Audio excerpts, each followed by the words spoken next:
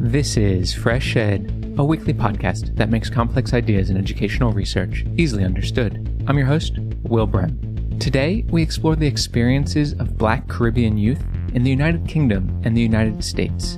My guest is Derron Wallace, an assistant professor of sociology and education at Brandeis University. What I argue essentially in this book is that the use of culture to explain Black student success or failure in schools is not only tricky, it's a trap. And it's a trap because we overemphasize the importance of culture, right? And we undermine the importance of national policy context, the order of migration, a range of structural and institutional factors that alongside culture can shape what students experience in schools or what their success or failure might be in school. Derron Wallace's new book is The Culture Trap: Ethnic Expectations and Unequal Schooling for Black Youth. Derron Wallace, welcome to FreshEd. Thank you so much for having me. Congratulations on your new book. It's really fantastic. In the book, you talk all about living in London and in New York. How on earth did you come about spending so much time in these two rather different contexts? So I spent a fair amount of time in these global cities, but prior to living in these global cities, I was born and raised in Jamaica and spent a fair amount of time, much of my childhood, in the Caribbean, and then moved to New York City to complete secondary school, went to university in the US, and then came to the UK to pursue postgraduate, what are called postgraduate studies here, what we call graduate studies in the US. And in the process of doing much of this work, I've been in the classroom, I've been an after-school teacher or after-school program manager, I've been a sort of a nonprofit leader, I've done a fair amount of work in and outside the classroom. But during my time in London, I came across what for me seemed like a perplexing paradox, where I, one day in a chance conversation with a Black Caribbean teacher with salt and pepper hair I call Miss Bell, she expressed to me in no uncertain terms her surprise that as a Black Caribbean person that I could study at the University of Cambridge. She was shocked by that. And I asked her about why that was the case. And, she revealed the sort of persistent negative framing of Black Caribbeans in the UK context. And I remember being shell-shocked by that because in the US, or at least in New York City where I went to secondary school, the dominant framing of Caribbeans was quite different. It was largely positive. Black Caribbeans in New York were perceived to be hardworking, high-achieving, stereotyped as having multiple jobs, chasing the American dream.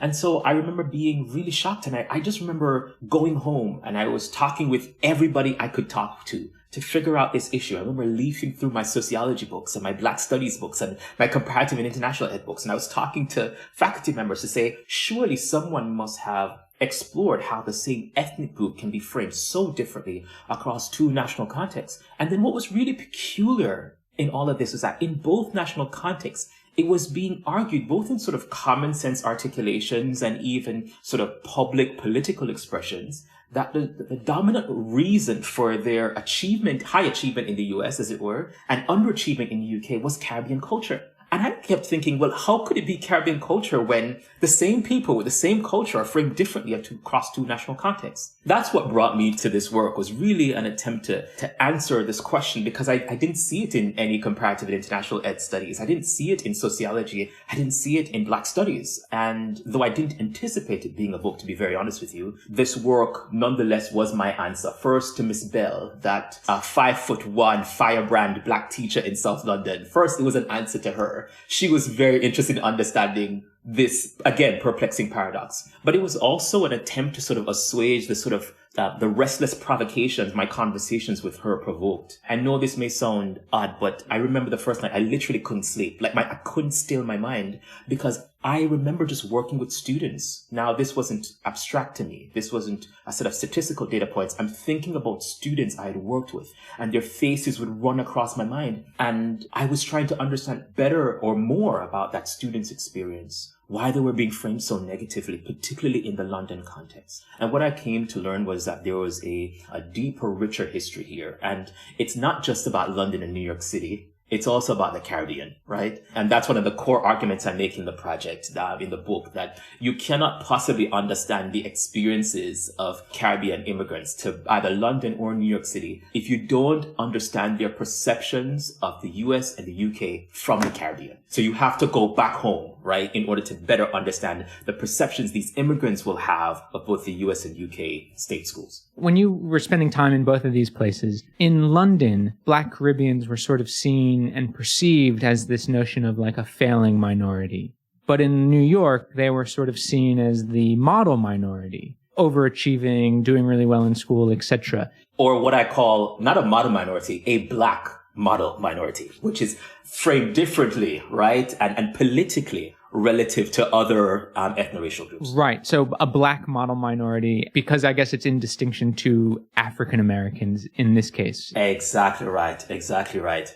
Not to whites, not to Asian Americans, but used quite strategically to speak to the culture of specific groups and why they achieve or not. And then in both cases, the reasoning given why there's these different perceptions is based on culture of potentially the same ethnic or national group in these two different contexts. So, I mean, it's quite a paradox, as you say. So, I guess thinking about London, how big is the Black Caribbean population? Like, how big of a group is it in the country and in the city? What I argue essentially in this book is that the use of culture to explain Black student success or failure in schools is not only tricky, it's a trap. And it's a trap because we overemphasize the importance of culture, right? And we undermine the importance of national policy context, the order of migration, a range of structural and institutional factors that alongside culture can shape what students experience in schools or what their success or failure might be in schools. To your question, though, about the size of Black Caribbean population,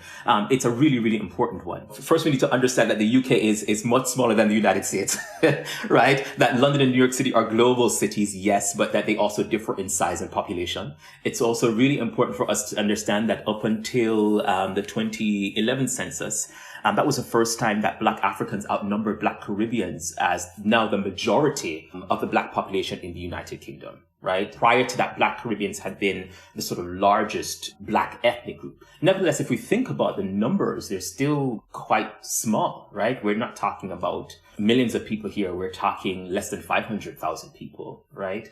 And we've seen ebbs and flows of this. Now, if we were to look at data now where sort of gentrification is sort of, pushing Black Caribbean families both out of London, those numbers are dwindling and we still see, strongholds in particular boroughs. But what I'm trying to get at is that we're not talking about significant numbers here. Nevertheless, there's what's more powerful than the numbers are the sort of the strength of the representation, what Stuart Hall calls the politics of representation, that we can see in the United Kingdom from the late 40s to present, this persistent negative misrepresentation of Caribbean people and Caribbean culture as being an underachieving group. So, Black Caribbeans in education now are disproportionately represented as having, and I quote, emotional and behavioral difficulties. They are more than 3 times as likely in London to be excluded from schools relative to their white peers.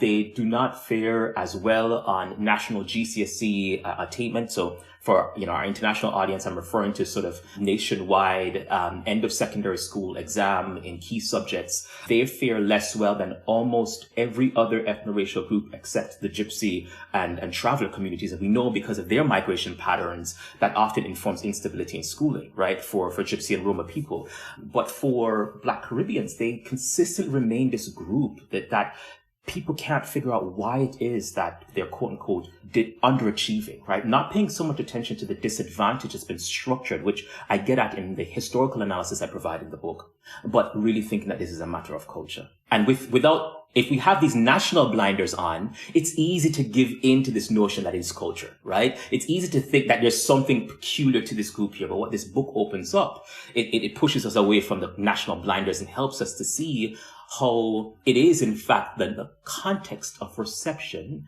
that informs the perception of the culture and the power it has in that specific national and institutional context. And so before we get into some of the differences in history between the US migration and UK migration of Black Caribbeans, what's the population size of Black Caribbeans in New York City and in the US by way of comparison? So to your question, it's really important to pay attention to these figures. As I mentioned to you, in the case of London, we're not speaking about it. In 2011, we had just about 300,000 Black Caribbeans in London. In New York, however, there are very many more. And you can say, oh, that means it's a radically different experience. Well, there's a reason for that. The waves of migration from the Caribbean to the US are ongoing. Immigration policies permit every year swaths or groups of Black Caribbeans to continue to enter the United States.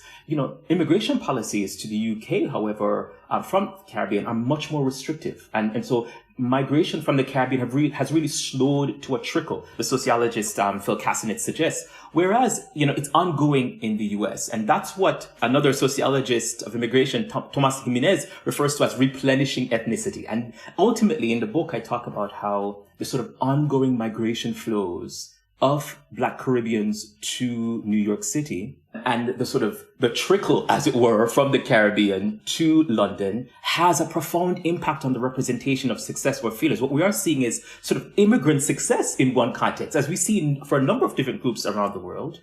But that nuance gets collapsed under the guise of culture. That is part of what I'm saying this trap is. Culture becomes this sort of catch-all category that sort of conceals the complexities of what's actually at work in a particular school, institutional context, or national context. So once again, the numbers, to your question, they matter. But what's more important, to go back to Stuart Hall, is the representation that occurs, whether or not that be 300,000 in London or nearly 700,000 in New York. What matters is the political work of the representation done in each city context with that specific ethnocultural group. And as you said earlier, it also matters about the perceptions within the Caribbean about these two global cities. So how do people in the Caribbean understand these two different cities? I love this question because I have to admit, to answer that question, I had to go speak to Caribbean parents, and that was not what I anticipated doing with this project. So, I began talking with anybody who's done sort of ethnographic work or qualitative work with young people know that you give consent forms, they often don't return them. And so one of the things I tried to do was to sort of engage their parents to see if they had any questions or concerns or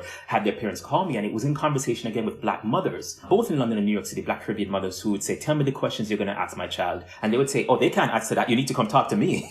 And so I did go talk to them. And in the process, I realized something I did not even anticipate, even though I grew up in the Caribbean myself. And this was also true for me. And yet I didn't recognize its significance for these parents. The influence of the British Empire in shaping Caribbean education afforded Caribbean parents who came to Britain a sense of Britain as another home. They were familiar with the British educational system because the Caribbean educational system is structured to mirror the British educational system. So while they anticipated for their children entering new schools, they thought it would be better than the schools they had in the Caribbean. And these parents described in great detail the sort of material resources they anticipated would be better, right? So what sociologist Prudence Carter calls the hard structures of schooling, right? So they were looking forward to better buildings, greater technology, state-of-the-art facilities, no tuition. These are the things that the parents spoke of because they anticipated, based on colonialism, that British schooling would be better than Caribbean schooling. They also, in some cases, took for granted the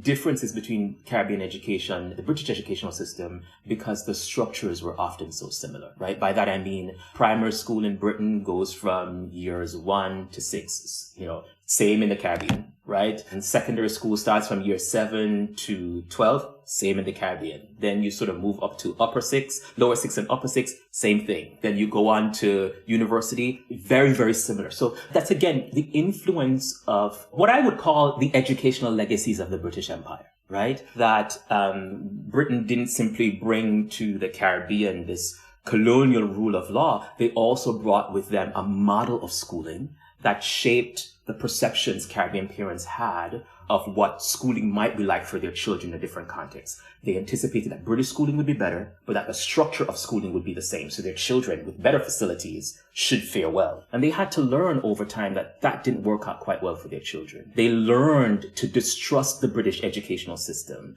that despite structural similarities between Caribbean education or Caribbean schooling and British schooling, the soft structures of schooling, that's what Prudence Carter calls it, the sort of relational dimensions of schooling were very, very different. Teachers didn't necessarily believe that Caribbean students were going to be high achieving. They didn't hold positive perceptions of these students, right? And as a result, parents had to learn over time, often through error, to be hypervigilant in support of their children's education. But they learned that through trial and error, or after failing a child or two, that they could not trust the British educational system in a way that they anticipated doing owing to colonialism. And what about the U.S., the Caribbean perception of U.S. and, New York City and the school systems there? Thanks so much for that, Will, because that was also another surprising element. It was almost a complete opposite. Caribbean parents did not trust not just New York City public schools. And again, when I say public schools here, I'm referring to state schools or government-sponsored schools. Not only did they harbor some element of distrust for schools writ large, but urban or quote-unquote inner city state schools in particular in New York City, they had very, very little trust in. And that's because, again, the cultural influence of the American empire, right? It's media culture, as it were. So the dominance of the, U.S. media in the Caribbean through its cable networks exports to the Caribbean this perception of these, dilapidated schools with conflict-ridden, drug-torn neighborhoods that these schools are in, right? Through movies like Lean on Me. These are the movies that these parents were referring to that had already schooled them about what schooling would be like in New York City before they even got there. So they came in being hyper-vigilant, not wanting their children to even go, in some cases, to New York City public schools. And when they did have to send their children to New York City public schools, or as I note in the book, when, quote-unquote, those public schools, as they described them based on the movies they saw, became their public schools because of the segregation they experienced in their neighborhoods, they were hyper-vigilant about the kind and quality of education their children received in those schools because they didn't trust them to begin with. Very, very different perceptions going in. So then you've spent so much time doing these sort of comparative ethnographies in these two different schools. What is it like for Black Caribbean youth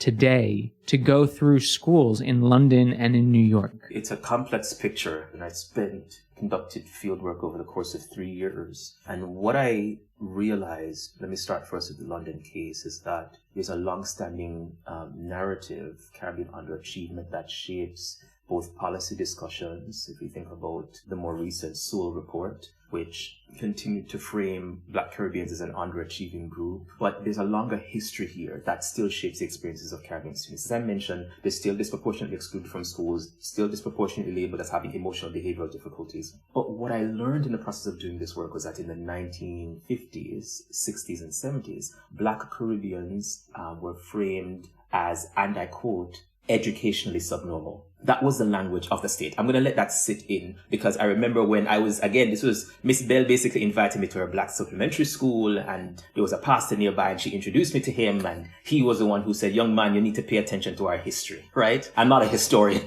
And he was the one who said, they used to label us as being educationally subnormal. And I remember being shell-shocked. But yes, what I'm trying to share here is that the work of the state in shaping the representation of cultures needs to be accounted for when we think about culture as a formula for success or failure in a particular national context or for a particular group. The experiences of Black Caribbean students are, to your question, incredibly complicated. Some might fare well, but the data by and large still shows the group, Black Caribbeans nationally, and in London in particular, as a largely, quote unquote, underachieving group relative to other ethno-racial groups. What I was interested in are not simply the figures. I wanted to understand, how do they experience this culture trap, this sort of over-enunciation or over-emphasis on culture as the formula for their failure in London. And so that's what brought me into the hallways and into the gymnasiums and on the sports fields and into the classrooms of state schools was to sit amongst these young people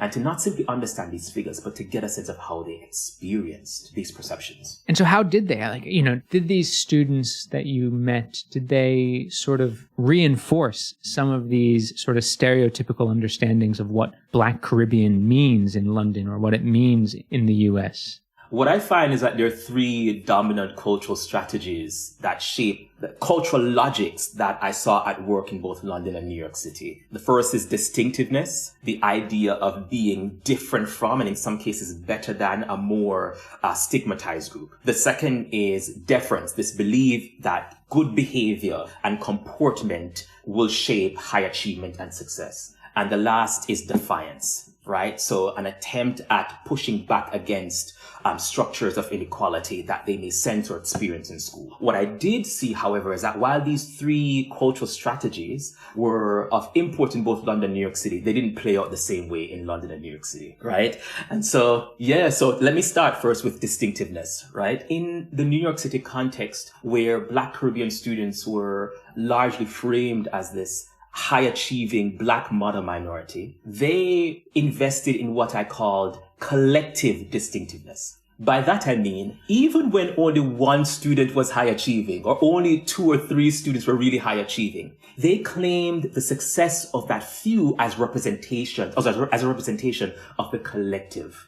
We are distinctive. We are collectively good, because the dominant stereotype is one that is positive of the group. And that's what I saw. I didn't necessarily see that Black Caribbean students, at least in the school where I did my work, were necessarily altogether high achieving, but they clung to the success of the few as a representation of the many and suggested that it was their culture that made it so. In London, however, it was quite different, because what I saw play out was what I call individual distinctiveness. In a context where Black Caribbean identities were largely stigmatized, individual Black Caribbean students sought to separate themselves from other stigmatized Black Caribbean students. They would say, I am different, right? I am not like these yardis. That was perhaps one of the most common lines, yardis being this sort of working class, low income, largely stereotyped, highly criminalized group of Caribbean immigrants in London. And so they would say, I am not like these yardis. What we see in both national contexts, however, is that both groups are finding a more stigmatized group in order to elevate themselves. So in New York City, Black Caribbeans are saying, we are collectively distinctive. And this is particularly true because of our culture relative to African Americans, right? Particularly working class African Americans. In London, even amongst their own ethno-racial group, right? Even amongst their own ethnic group, Black Caribbeans would say, I'm not like these yardis. Again, low income and working class Black Caribbean people. And what I see through this cross-national analysis is that what makes the sort of distancing from stigma possible is the demotion of another stigmatized group. And in this case, what we see across the two contexts is that it is low income and working class Black people who are placed at the bottom in both city contexts. And that's what happens when we remove these national blinders. We get to see a bit more about global class and racial structures, right? That may play out quite differently across different national contexts. The issue of social class becomes hugely important when thinking about distinctiveness, because you need to other yourself from some group, right? And so that becomes the way to do it. Or separate yourself from the other. That's part of what I refer to in the book as the secret life of social class. Because in all these representations of culture, what's at work here, to add a nuance here, is that I saw that middle-class Black Caribbean students were faring well in the two-city context.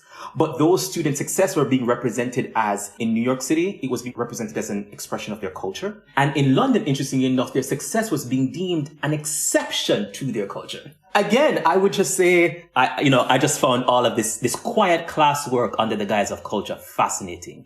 And what I wanted to illuminate was really what we ignore when we use culture as a master code for understanding inequality. It allows us not to pay attention to how social class might shape representations of culture. I think that's such a great insight about how culture can actually erase, in a sense, some of our understanding, our deep understanding as scholars. And also about this issue of race, too. Sometimes culture seems to have just sort of turned into another way of talking about race, without talking about race. Exactly right. It's what I call it. Culture gets used as an alibi for race and racism, right? And again, in this moment where anti-racism is increasingly popular flashpoint or area of interest for folks, part of what I argue in the book is a need to go deeper to understand the relationship between race and culture, right? The quiet, clandestine, the tricky ways in which we talk about race without even using the word race at all, right? And culture often gets used as a code for mobilizing that formula. And so what about this issue of deference? You said that was another sort of cultural logic at play. Before I get into that, let me just say, it's really interesting to name these cultural logics, and they are of considerable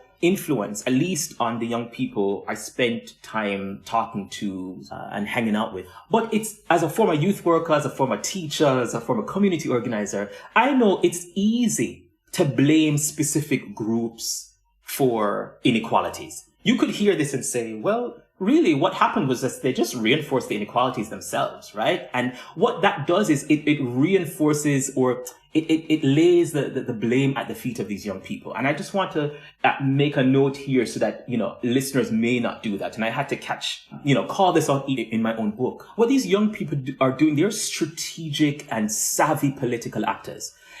Start to see school students as being not just school students. They're political actors. They recognize and they're in pursuit of power. They're in pursuit of, in some cases, challenging inequalities when it challenges them, negatively impacts them. And like a number of us, they may not even see the inequalities when they benefit from them. In that respect, these young people who mobilize distinctiveness, deference, and defiance are no different from us. And I'm hopeful that when readers will read the book, that they see how we in our everyday lives, for me as a man, right? As a black man, I'm cognizant of, anti-blackness and of racism, right? Because it has a negative impact on my life. But the structures of heteronormative patriarchy, I might not see, right? Because I benefit from them, right? I have to take responsibility for that, yes, but it also means I have to pay attention to the wider structures that shape my limited understanding of heteronormative patriarchy. And I share that to say these gender dynamics then, to your point about deference, are really important, right? And again, can be easily misunderstood, easily ignored when we pay attention to culture. What I realized was that in both national contexts, in London and in US and the UK, but in London and New York City in particular, there is this national policy narrative, this sort of a public panic about boys' underachievement, black boys' underachievement in particular, often at the expense of black girls, right? Or with us not paying as much attention to the educational experiences of black girls. What I realized is that deference, this belief in sort of good behavior and comportment, played out differently for black Caribbean girls in both London and New York City, differently than black Caribbean boys in both London and New York City. So the comparison then shifts in that case. What I found was that for black Caribbean boys, they practice what I call complementary deference, or deference for getting praised or for receiving praise, right? In this context where these black Caribbean boys were deemed, or black boys generally were deemed to be this group that was on the edge of failure or that they were worried about, their behavior, the slight adjustment in their behavior earned them praise. But black girls who perform the same kind of behavior, by which I mean showing up to class, sitting, prepared, listening to the teacher, yes ma'am, no sir, black girls were not praised for this because of what I call compulsory deference. They're supposed to be deferential. They're girls. That's what girls do. And so we see how this, despite boys and girls investing, black Caribbean boys and girls investing in this belief that their behavior will enable their success, they were rewarded differently based on whether or not they were a black Caribbean boy versus whether or not they were a black Caribbean girl.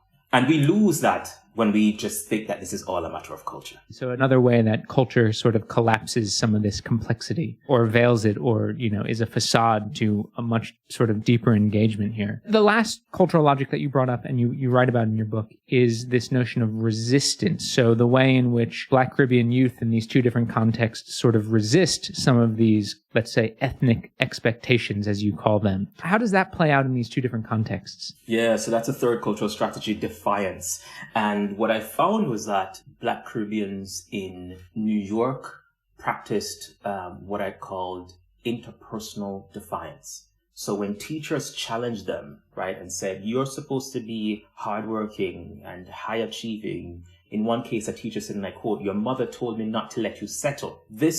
Students responded to that as, and I quote, "teachers using our culture against us," as what the sociologist of education, Diane Ray, would call as an ideological whip for getting them in line and pursuing achievement.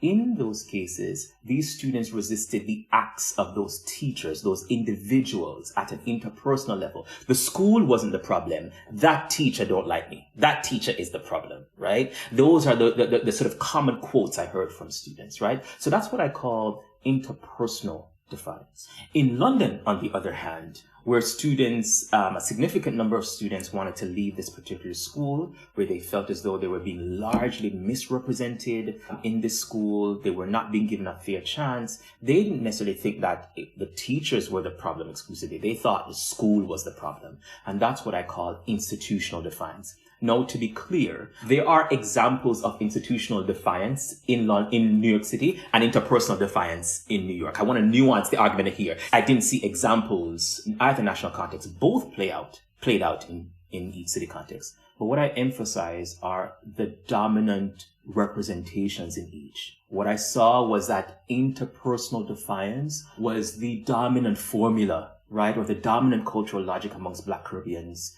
in New York City. And institutional defiance was the dominant representation or dominant formula amongst those in London. So you started this journey, you sort of talk about in the beginning of the book about your conversations with Miss Bell, who you introduced in this episode earlier. And after years of work, you go back to Miss Bell and sort of explain your findings, and you go through all these different logics and you explain the culture trap to her. Do you think she was convinced? Like, did she agree with you that you sort of made sense of this paradox that you initially started out exploring all those years ago? So, Miss Bell is not one who's easily convinced. We'd worked together for so many years, right? First, when she shared with me her thoughts that sort of grim, gray fall morning, I'd only been working with her for about a year at that point, and she's a 5'1", dark-skinned Black woman with salt and pepper hair. She's a firebrand with a passion for racial and gender justice in the context of education. She led a Black supplementary school every Saturday and had done so for years. She frequently reminded me over and over again that she's been teaching for as long as I've been alive. I mean, it's just a regular running joke with her. But what was really important, though, was that in the end, when I explained much of what I found, she both questioned what I had to say and she affirmed some of what I had to say. So in some cases about ethnic expectations, for instance, when I mentioned that, her first line to me was, "That makes sense to me already. I can see that," right? Again, the sort of distinctions we draw even among Black students based on their ethnicity to suggest that one particular group is going to be more high achieving than the other. And what that sort of ethnic formulation does, even amongst the same racial group, is it allows some leaders, some teachers, some school officials to escape claims of racism, because it's not all Black people that we don't want to work with or that we think are underachieving. It's this particular group, right? She affirmed that. She peppered me with questions about the gender distinctions, right? And you will see that in the book. She was, again, talking about her concern about Black Caribbean boys. She spoke about some of the boys I worked with as an organizer, some of whom became very close to me, actually. And she kept saying, "But what about the boys? What about the boys?" And I would say, "Miss Bell, we're doing what the politicians are doing. What about the girls?" That's a question we ought to be asking. We don't have to think about the achievement of Black Caribbean boys as being over and against Black Caribbean girls. We have to hold space for both. They both have distinct strengths and needs. And to that was one of those, I think I described it in the book, where she got up from her desk after I expressed, because it was a back and forth for about 30 minutes. She wouldn't let up. She just wouldn't. And then she got up and she was walking towards me and she just gave me a fast, firm high five. And I mean, I thought maybe she was going to hit me across the shoulder, but she was like, "Yes, Mr. Wallace, you're right." More than just the affirmations, though, are the range of questions she asked about, now what are we going to do about it? That was a sort of organizing element. We don't just study inequality for its own sake. We are invested in doing something different. And so I raised questions about the nature of teacher education, right? How in both the US and UK context, again, teacher education programs are quite different. We have a national model in the UK context. It's really state specific, in some cases city specific in the US.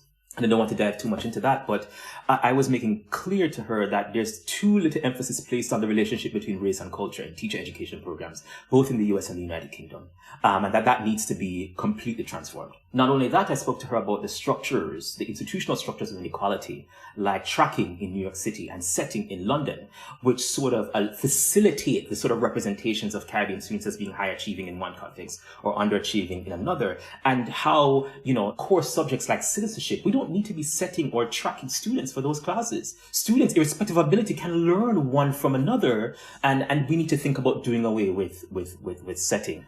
More than that too, I encouraged her to sort of, for us to be deeply committed to sort of the everyday introspective work of challenging these cultural logics, right? Of distinctiveness, deference, and defiance, that many of us harbor some of these in our own everyday lives, and that we ought to think about not these young people as these sort of distant social actors, but the ways in which we may adopt those cultural logics ourselves, right? In ways that sort of undermine the influence of structure and overemphasize the importance of culture in shaping student success. Put it this way, Will. We've come a long, long way in sort of rejecting the notion that there's a relationship between genetics and intelligence. You mention that to anybody on the street, and by and large, I can almost bet my bottom dollar, they would say, nope, there's no bearing to that, right? And if people admit that, many people would turn their heads on the streets and almost immediately say, wow, that's pretty racist, right? Commonplace, right? But we've also come a long way based on sociological research from the 80s, the 90s, in knowing that success knows no discrete culture, or by which I mean, or color, pardon me, no discrete color. By which I mean, Black students, Asian students, white students, all students can succeed, right? It is not peculiar to any specific race. What we have not yet done, the myth we have not yet busted, is about how culture shapes success or failure. That's what I'm trying to do with this book. I'm trying to help us to understand how culture is important, and I had to acknowledge that, but culture alone does not shape success or failure. National policy contexts, institutional structures like tracking in New York City or setting in London have a profound influence. The order of Black migration, right? Immigration policies, whether they're open in one national context versus closed in another national context. Immigrant selectivity, to what extent did a particular group that's more middle class move to one country context versus a group that's more working class moving to another country context? These nuances have to be held into or taken into consideration when we're thinking about the influence of culture in shaping success. It is culture and structure that informs student outcomes. That's what's at the heart of the book. And when we don't acknowledge that, I argue we're falling into the culture trap. Derron Wallace, thank you so much for joining FreshEd. Congratulations on your book. It really is fantastic. Thanks so much, Will. Delighted to be here. Derron Wallace is an assistant professor at Brandeis University. His new book is The Culture Trap. A transcript of today's interview with a selection of resources for further exploration can be found at freshedpodcast.com. Please note that opinions expressed on FreshEd are solely those of the host or the guest interviewed, not FreshEd, which takes no institutional position. If you liked what you've heard today, please rate us wherever you listen to podcasts. Reviews really do help. FreshEd's team includes Fatih Akhtas, Obafemi Ngunle, Annabella Afroboteng, Phyllis Che Mensa, and Jose Neto. Original music for FreshEd was created by Digital Primate. FreshEd is an independently run podcast without advertisements and is made possible by the support of NORAG, the ShockDev Family Fund, and listeners like you. Please consider donating to FreshEd by visiting freshedpodcast.com/donate. Thanks for listening. I'm Will Brem, and I'll be back next week.